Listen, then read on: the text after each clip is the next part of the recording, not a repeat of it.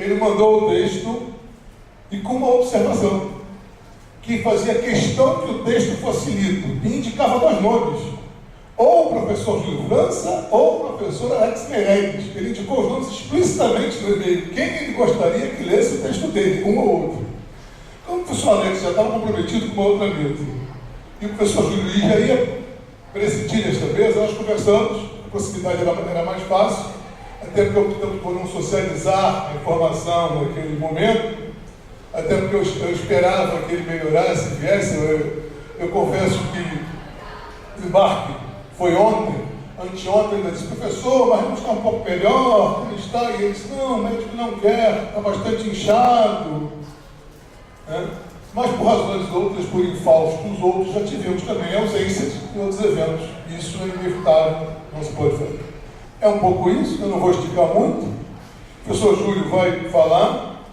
Depois, naquele corredor do bloco D, teremos lançamento ao todo de 15 livros, inclusive desse que não poderá ser autografado pelo professor Felipe Furtado. Mas eu tenho certeza que o professor Júlio França, que é um dos editores, vai autografar todos que vocês quiserem, porque ele assina como editor do livro. E eu queria pedir que o nosso colega, parceiro, em todos os momentos, venha para ler o texto de Furtado, contribuir. E eu tenho certeza que todas quantas perguntas nos mandarem e nós mandarmos para o Felipe Furtado vai responder. Desculpa pela reação, pelo fala-fala, pelo estica, mas veja quanta gente entrou enquanto eu falava, né? Júlio, fica à vontade.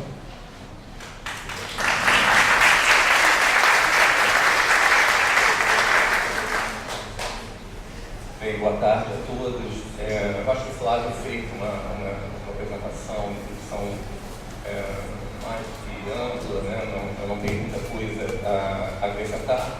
Apenas sugerir a todos aqueles que têm interesse tanto na literatura fantástica quanto na literatura gótica, a leitura do livro do Furtado, que nós estamos lançando hoje. Eu tive a oportunidade de coeditar, né, tanto o Demônios Íntimos quanto o Fantástico em Lovecraft, o procedimento de construção do Fantástico em Lovecraft, e eu pude assim, duas obras basilares em língua portuguesa, tanto sobre o primeiro, tanto sobre Lovecraft, sobre o Fantástico, e esse segundo sobre a narrativa fantástica vitoriana e mais especificamente da derivação desse tipo de narrativa da literatura gótica, uma obra, a gente pode atribuir muitos adjetivos, uma obra erudita, né, com uma quantidade de citação de realmente apenas quem tem uma leitura extraordinária desse tipo de narrativa poderia fazer, e com uma habilidade analítica muito significativa. Então, eu acho que é uma obra meio incontornável em língua portuguesa para quem tem interesse nesse tipo de narrativa. Em relação à ausência de Furtado hoje, de fato, é uma tristeza. O professor, nas vezes que eu encontrei, alguém muito generoso, alguém com um humor extraordinário. Eu lamento muito que vocês não possam escutá-lo, ter o texto dele via o charme de Furtado e via o acento de Furtado. Então eu vou tentar fazer o melhor possível para estar à altura. Eu me dei o trabalho de fazer um PPT com o texto inteiro, porque eu achei que facilitaria o acompanhamento, né, da minha leitura, que vocês pudessem ler junto comigo. Acho que, afinal, talvez possamos levantar algumas questões, né, já que o autor não está aqui presente, mas poderíamos, eu acho, trocar algumas ideias sobre o texto. Tá bom? Então, sem mais delongas, vamos nós. Memórias do Monstro, de Frankenstein, Auxílio de Espaço. Surgidos da mente de uma jovem pouco antes de saída da adolescência, num livro publicado anonimamente em 1818, Victor Frankenstein e sua criatura mantiveram-se até hoje uma ou duas das mais lúcidas e precoces metáforas das consequências a que a prática científica pode conduzir quando impulsionada por entusiasmo ingênuo, ausência de ética ou ambição sem limites.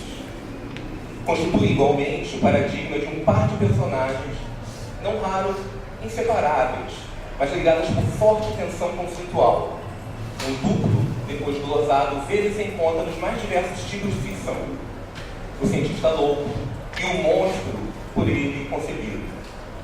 Curiosamente, para a maioria da população mundial, a quem o apelido Frankenstein não seja estranho, quer tenha ou não lido o livro ou visto filmes nele baseados, tal nome evoca quase sempre um monstro e não um cientista, embora este seja de fato o protagonista, além do narrador cuja versão ocupa mais espaço no texto.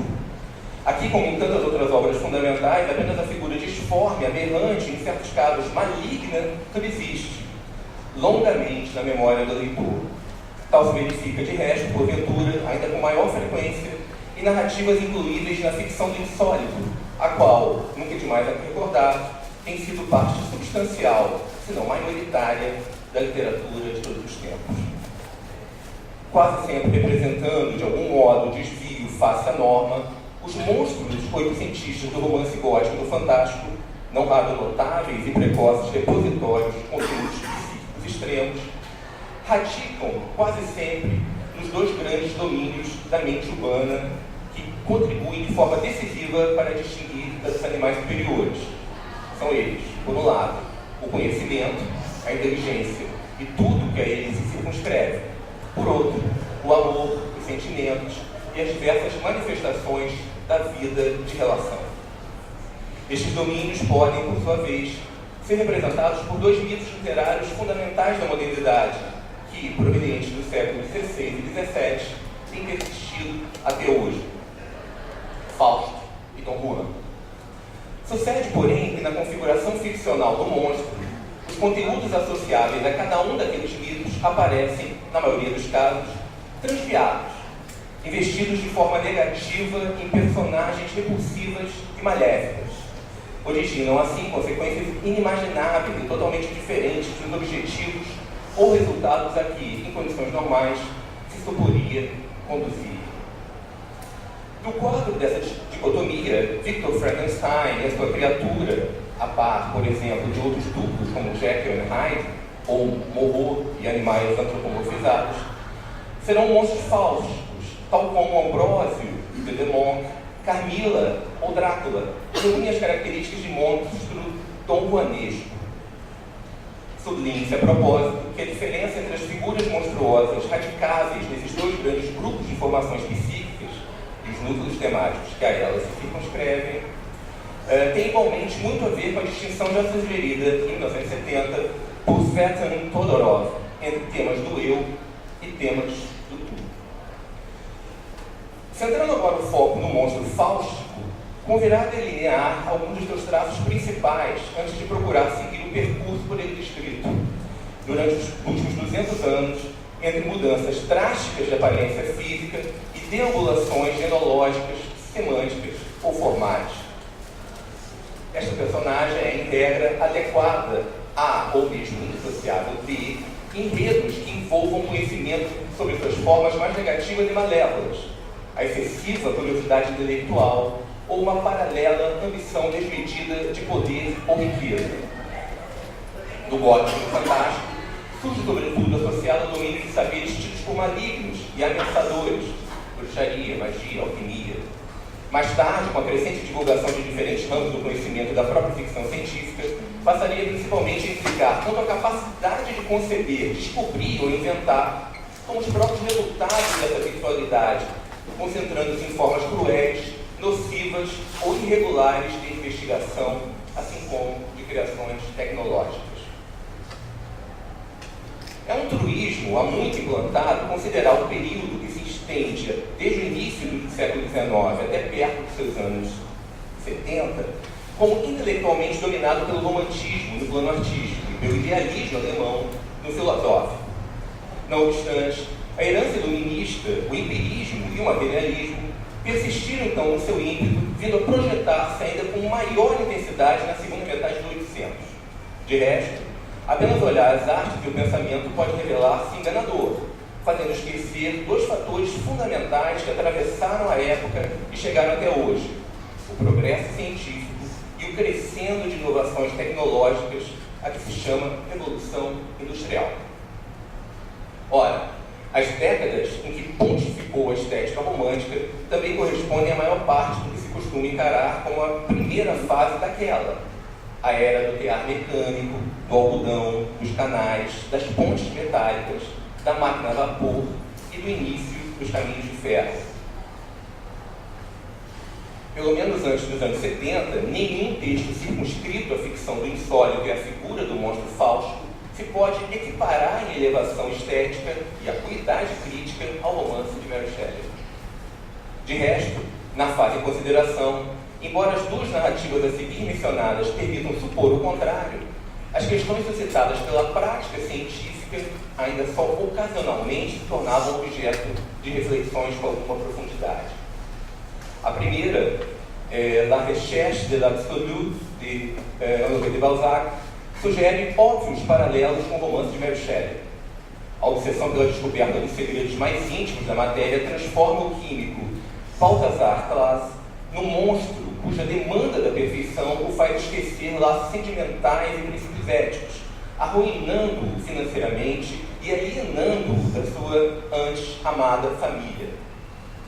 No outro texto, Rapatini's Daughter, de Nathaniel Hawthorne, a protagonista, Beatriz, uma bela jovem, cresceu em permanente contato com um jardim de plantas venenosas utilizadas em experiências do cientista seu pai.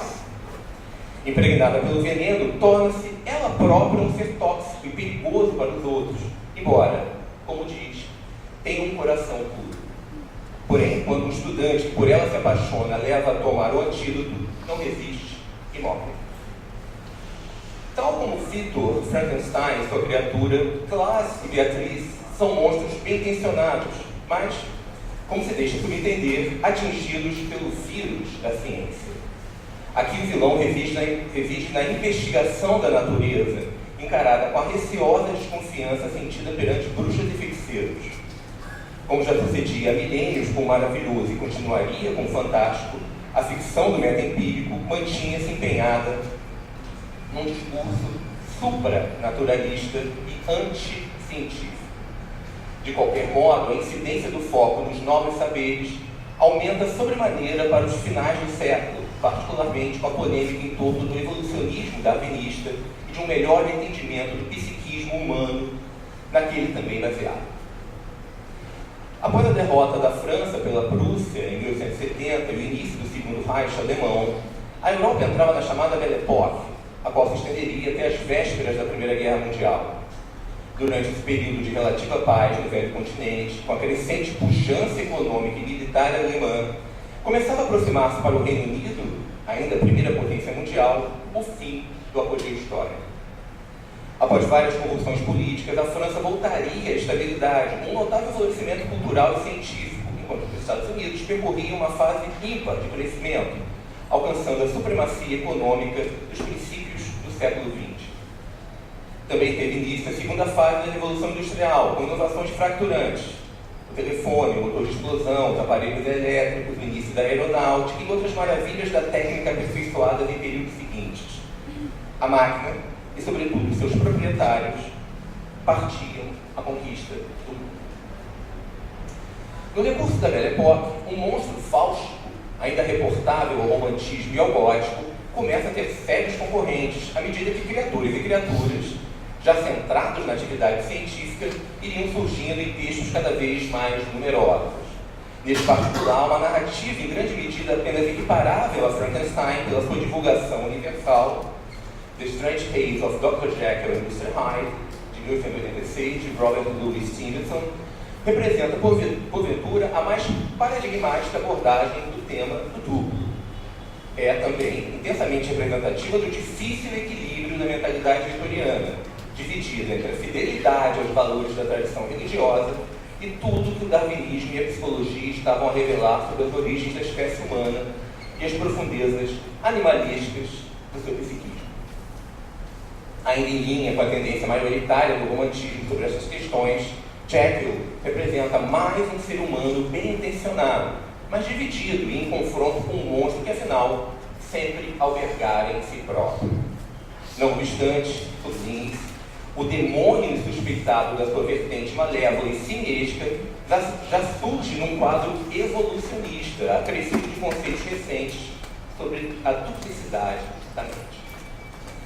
De qualquer modo, a mais destrutiva e aterradora monstruosidade ficcional até então imaginada surgiria com The Crack of Doom, 1895, de Robert Crumb. Obcecado pelo desconcerto do mundo no ano 2000, Herbert Brown resolve aniquilar a Terra com um engenho já muito semelhante ao que viria a ser a bomba atômica.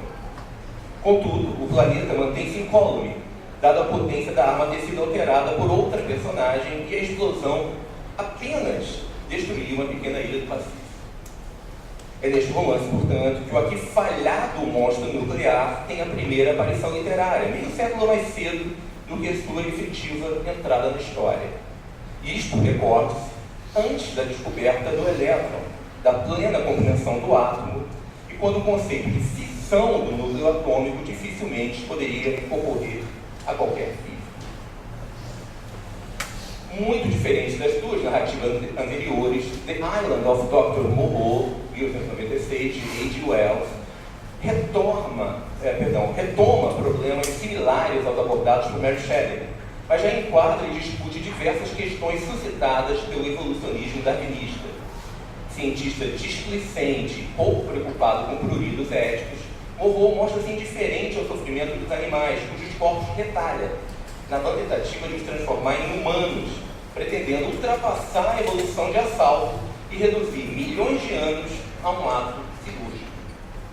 Para além de criar monstros híbridos e grotescos, patéticos arremessos de si próprio, trata-os como divindade austera, com mandamentos draconianos e imediata punição. Porém, o deus Moreau não consegue manter os infelizes na dúbia especiação que lhes originou. A inexorável reversão vem sempre por termo a breve metamorfose, remetendo-os de novo à bestialidade primigênia. Não será demais dizer que algo comparável, mas em muito maior escala, aconteceria no período seguinte. Terminada a relativamente pacífica pausa da viragem do século, os conflitos entre povos regressariam com violência inaudita em 1914, tendo-se a Primeira Guerra Mundial revelado a mais mortífera até então. Ao longo dos anos 20 e 30, cresceram e chegaram ao poder regimes totalitários em países como a Itália, a Alemanha e o Japão, o mesmo sucedendo após uma revolução promissora na União Soviética.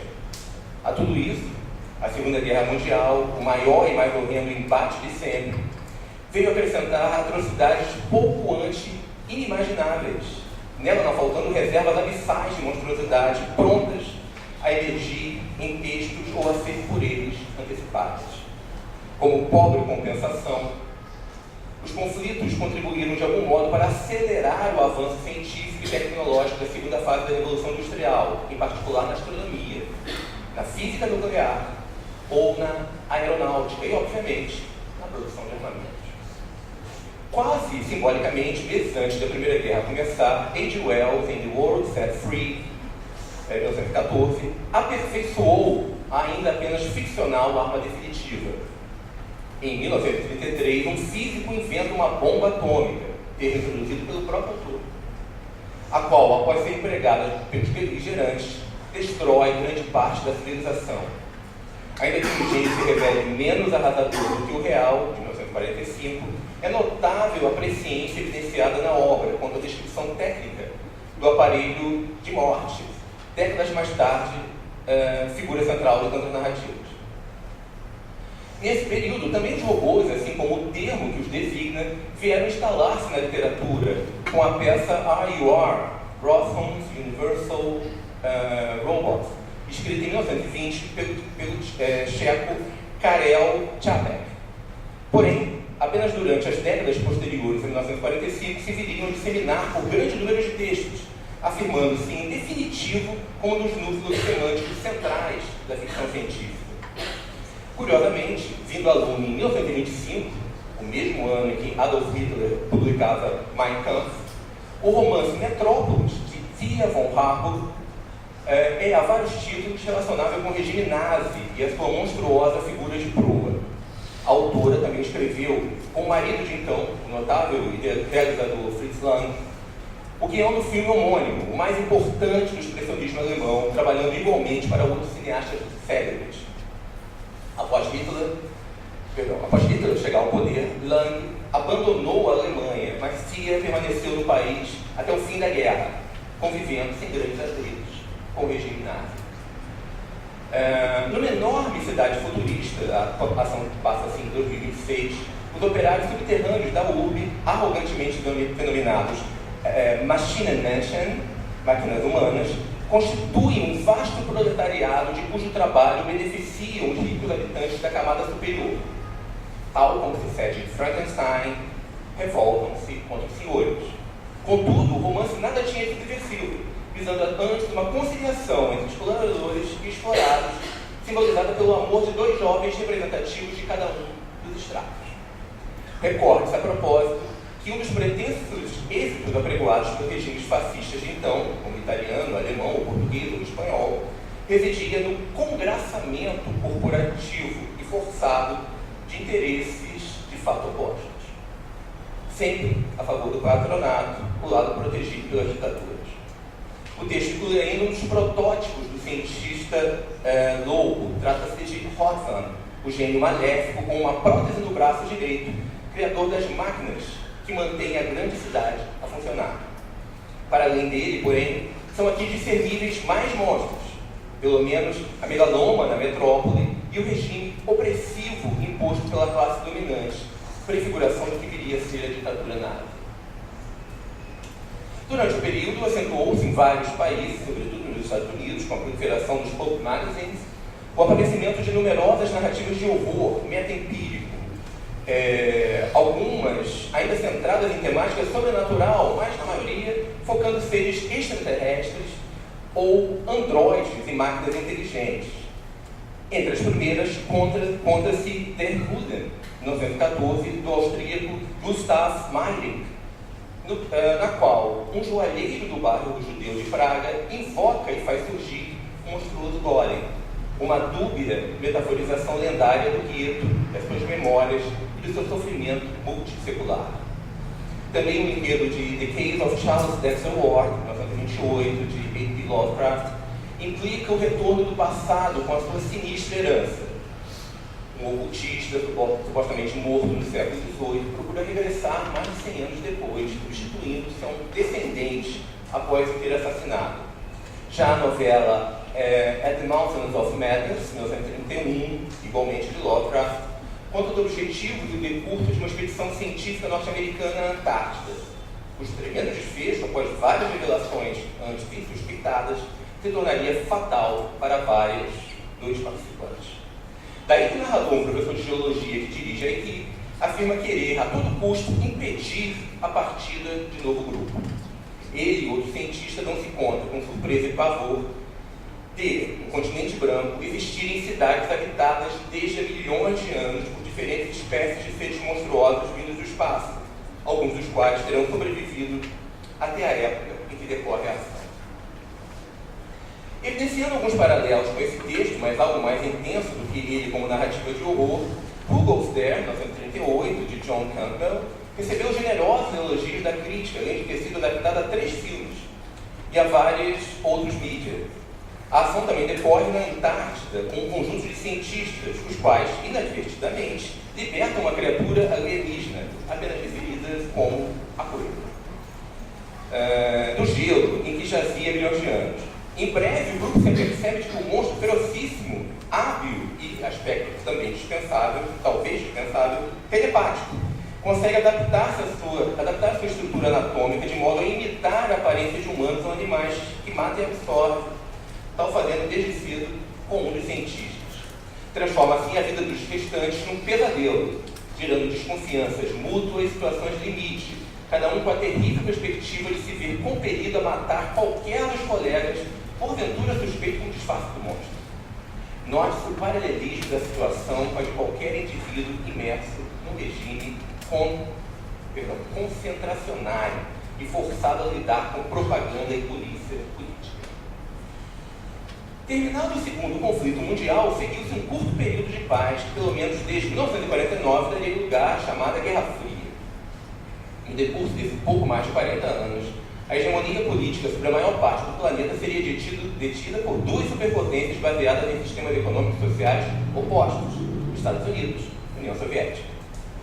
De qualquer modo, a superioridade dos planos econômico e militar manter-se-ia do lado norte-americano até, em 1991, o braço de ferro ser decidido pelo desmoronar do poder soviético. Em grande medida, a fase aqui considerada, de 46 ao início dos anos 80, também representa o apogeu da segunda etapa da Revolução Industrial. Durante ela, seriam levadas às suas últimas consequências várias conquistas tecnológicas iniciadas naquela época, a par de outros desenvolvimentos inovadores: a televisão, a eletrônica, os motores a jato e o primeiro impulso da era espacial com as viagens tripuladas à Lua. Muitos condicionalismos da Guerra Fria, como a corrida aos armamentos e ao espaço pelos dois blocos, refletiram-se, não raro, com notável cuidado, na ficção científica e em figuras monstruosas por ela evocadas. Essas versões literárias das tensões internacionais tornar-se-iam mesmo parte não despicienta da propaganda emitida por cada bloco. Diversos textos permitem inferir a transposição de tais querelas para hipotéticos confrontos entre humanos e extraterrestres. Algo também incentivado pelo tão rápido aumento de relatos sobre objetos voadores não identificados. Obras de ficção científica oriundas da União Soviética ou da respectiva esfera de influência centravam-se em pilares ideológicos como a coexistência pacífica, o conhecimento do outro ou a sua sofisticada organização social. Em contrapartida, muitas narrativas norte-americanas, britânicas e de diversos outros estados capitalistas preferiam sublinhar a perigosidade epidêmica de uma eventual invasão alienígena, seus efeitos monstruosos ou a exigência de uma defesa implacável contra ela. Nesse contexto, entre os domínios temáticos mais glosados ao longo do período, em particular no mundo ocidental, destacam-se 5 que, embora não sendo totalmente novos, nunca haviam atingido tão vasta divulgação. São eles: o robô, a invasão alienígena, o conflito nuclear, o consequente futuro pós-apocalíptico do planeta, assim como a onipresente problemática do conhecimento. Como se compreende, todos, mesmo segundo numa poderia sem a óbvia superioridade tecnológica dos invasores, são subsumíveis à esfera semântica mais geral, já presente em Frankenstein, da relação cognitiva transviada perante o que seriam os seus alvos normais. Com The Quest for Santa Khan, de Anthony Boucher, a robótica faz uma das suas primeiras incursões pelos meandros da religião, através de uma fábula rica em plausíveis inferências políticas.